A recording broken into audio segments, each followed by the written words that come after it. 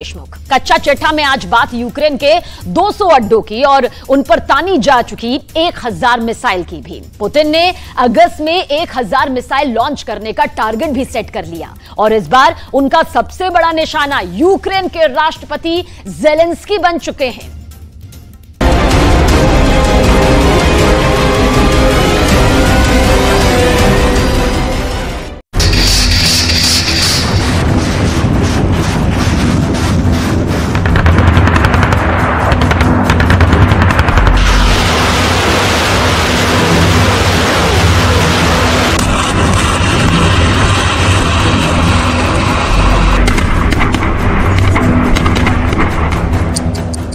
24 घंटों में रूस यूक्रेन पर बहुत बड़ा हमला करने जा रहा है। 24 घंटों के अंदर रूस ने यूक्रेन में इतनी बड़ी तबाही करने का मन बना लिया है कि ज़ेलेंस्की पछताएंगे। 24 घंटों के दौरान रूस के खुफिया मिशन की सुई जैसे जैसे आगे बढ़ेगी, यूक्रेन की फौज के पास खुद को बचाने का वक्त खत्म हो जाएगा। ये रूस का दावा है, ये पुतिन का दावा है, ये पुतिन के रक्षा मंत्री सर्गेई शोइगु का दावा है।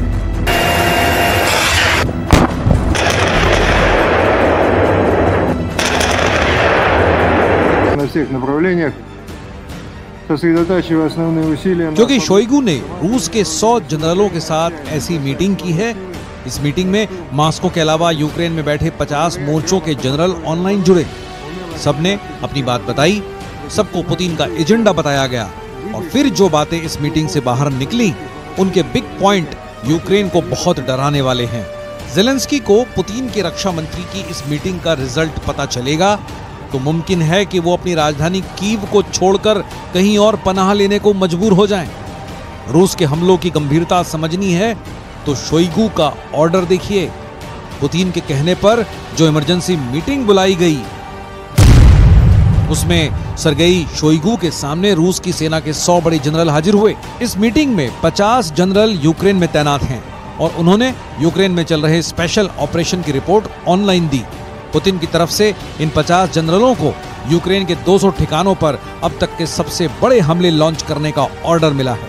यानी एक जनरल को अब 4 ठिकानों पर बमबारी करनी है या वहां कमांडो ऑपरेशन चलाना है। В складывающейся обстановке приняты дополнительные меры по повышению защиты от нападения с воздуха и моря. В разы увеличена интенсивность ударов по украинским военным объектам, в том числе обеспечивающим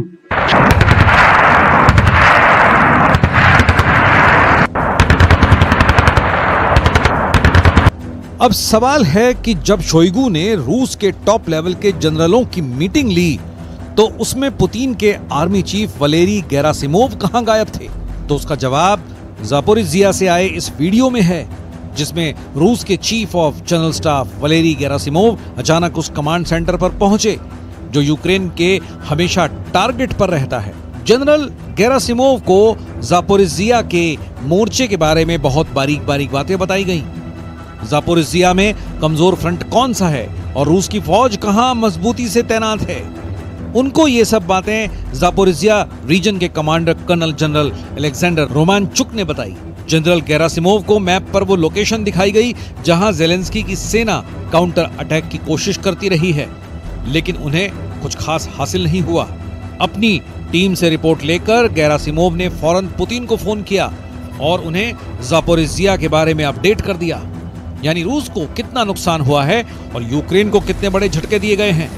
इसके बाद जनरल गेरासिमोव एक स्पेशल हेलीकॉप्टर Mi-17V5 के जरिए कमांड हेडक्वार्टर की तरफ बढ़ चले।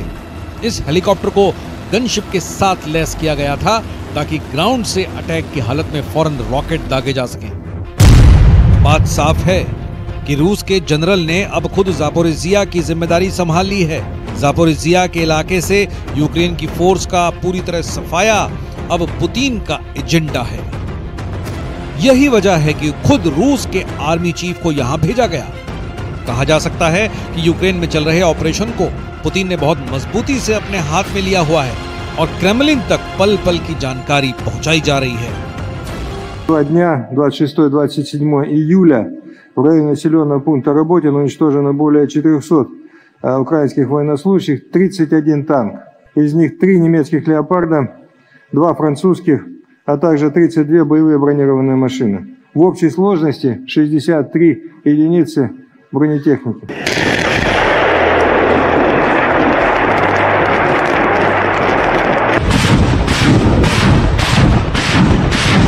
पुतिन के हमलों की तीव्रता इतनी ज्यादा बढ़ गई है कि अब पुतिन ने साफ साफ कह दिया है कि यूक्रेन में तैनात हर जनरल अब 4 ठिकानों पर बम बरसाएगा। इस तरह अगस्त में 200 ठिकानों को टारगेट करने की तैयारी है। यानी पुतिन रोज कम से कम 6 से 7 अड्डों को मिट्टी में मिलाना चाहते हैं, जो ज़ेलेंस्की के लिए वाकई बहुत घबराने की बात है।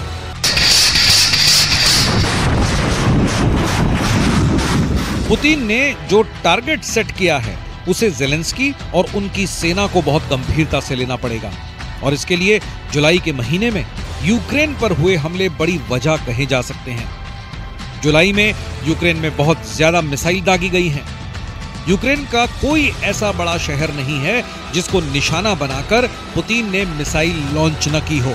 इसमें कीव से लेकर खार्किव और ओदेसा से लेकर ज़ापोरिज़िया तक शामिल हैं। जुलाई के महीने में यूक्रेन की सेना को बहुत बड़ी तबाही देखनी पड़ी, ये दावा पुतिन के रक्षा मंत्री का है। रूस के मुताबिक जुलाई में ही यूक्रेन के करीब 21,000 सैनिकों को मार गिराया गया। इसके अलावा 2,500 बड़े हथियार खत्म कर दिए गए। इनमें 10 लेपर्ड टैंक शामिल हैं। इसमें 11 ब्रैंडले बख्तरबंद गाड़ियां शामिल हैं। इनमें 40 M777 तोप समेत 90 आर्टिलरी सिस्टम शामिल हैं। ये वो हथियार हैं जो यूक्रेन को नेटो से मिले थे। ये हथियार देने वाले देशों में ब्रिटेन शामिल है, अमेरिका शामिल है, पोलैंड और जर्मनी के अलावा फ्रांस के हथियार भी हैं जो पुतिन ने पूरी तरह खत्म कर दिए। खार्किव में हुई बमबारी के बाद की तस्वीरें देखिए। यहाँ ड्रोन से एक खाली इमारत पर हमला किया गया, जबकि 3 और ड्रोन स्पोर्ट्स फैसिलिटी पर बम बनकर गिरे। रूस का दावा है कि यूक्रेन ऐसे ठिकानों को मिलिट्री ऑपरेशन के लिए इस्तेमाल कर रहा है, इसलिए उनको टारगेट किया जा रहा है, जबकि यूक्रेन इसे आम नागरिकों के ठिकानों पर बमबारी बताता है। Украина отчаянно бросает новые силы на штурм наших позиций. Благодаря грамотно построенной обороне, умелой организации системы огня, профессиональным действиям, выдержке.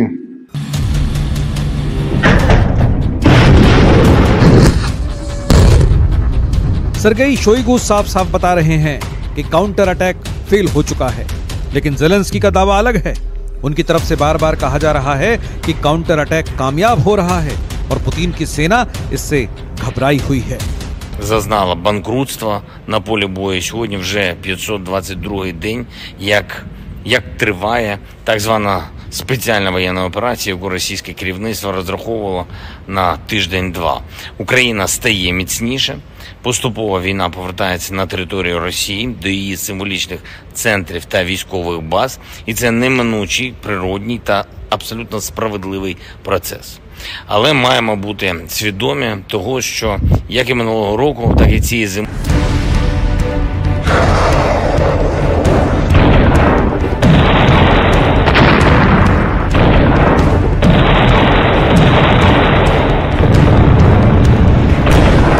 ज़ेलेंस्की का दावा देख लिया, अब पुतिन का प्रैक्टिकल देखने की बारी है। पुतिन ने ओदेसा हमले के दौरान अपनी इस मिसाइल का बहुत ही खास वीडियो बनाया और फिर पूरी दुनिया में वायरल कर दिया। Camera 1, camera 2, camera 3, camera 4, camera 5, कुल मिलाकर 10 कैमरों से इस मिसाइल लॉन्च का स्पेशल वीडियो बनाया गया। ये पुतिन की वो मिसाइल है जिसने 10 हफ्ते तक लगातार ज़ेलेंस्की की नींद उड़ाकर रख दी। ये वो मिसाइल है जिसकी वजह से यूक्रेन के लोगों ने रात में सोना बंद कर दिया है। ये वो मिसाइल है जिसके हमले का मतलब है 100% मौत। और ये गारंटी खुद पुतिन दे रहे हैं, पुतिन की सेना दे रही है, पुतिन के जंगी जहाज दे रहे हैं। पुतिन ने एक बहुत बड़ा मिशन शुरू कर दिया है जिसका नाम है मिशन ओदेसा, और इसीलिए ये मिसाइलें बार बार फायर की जा रही हैं।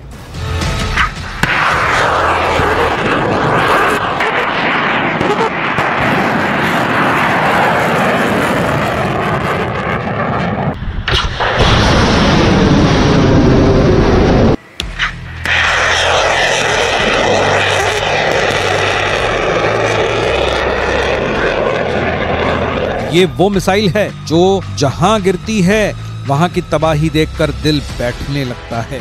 ये मिसाइल जहां गिरती है वहां कोई जिंदा नहीं बचता, कुछ सलामत नहीं रहता। हर तरफ आग होती है, मलबे से लाशें निकाली जाती हैं, बची खुची इमारतें खंडहर बनने के लिए तैयार हो जाती हैं। ये पुतिन का गुस्सा है जो ज़ेलेंस्की के काउंटर अटैक पर निकल रहा है, और इसमें पुतिन नेटो को भी बराबर गुनहगार मानते हैं। Сегодня очевидно, что западные кураторы киевского режима явно разочарованы результатами так называемого контрнаступления, о котором в предыдущие месяцы громко вещали нынешние украинские власти.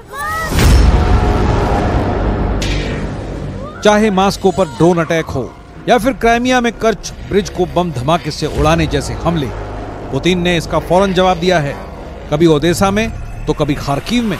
पुतिन ने बता दिया है कि अब वो यूक्रेन की तरफ से ऐसे हमले बर्दाश्त नहीं कर सकते। क्राइमिया ब्रिज अटैक के बाद पुतिन और ज्यादा आक्रामक हो चुके हैं और इस बार वो खासकर किसी भी कीमत पर ओदेसा को जीतना चाहते हैं, चाहे इसके लिए कुछ भी क्यों ना करना पड़े, किसी भी हद तक क्यों ना गुजरना पड़े। पुतिन इस बार 100% तैयार है।